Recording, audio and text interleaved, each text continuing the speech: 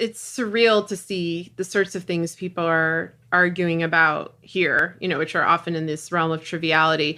When you look at what's happening to Belton, when you look at what happened to Ronan Farrow, I wonder, I feel like we're in a different era. And some of this is like what we talked about last week with paywalls going up and the actual investigative journalism, the sort of dangerous journalism that's being done is often not revealed to the public. It's often very hard to get. And then, of course, a bunch of gossip and lies and propaganda is circulating freely. But I think there's also just been a drop, like an unwillingness to really root out the corruption at its core. Like I look at Ronan Farrow's Catch and Kill, and I think that couldn't get published today. And I look at Catherine Belton's, at Putin's People, and I think that probably couldn't get published today. And I look at my own book, Hiding in Plain Sight, and I'm like, that can't be published today either. And like the sort of the commonality to this is that, I guess with the exception of Weinstein, for Ronan Farrow's book, like the bad guys won. They've gotten away with it. The fact that Tucker Carlson is surging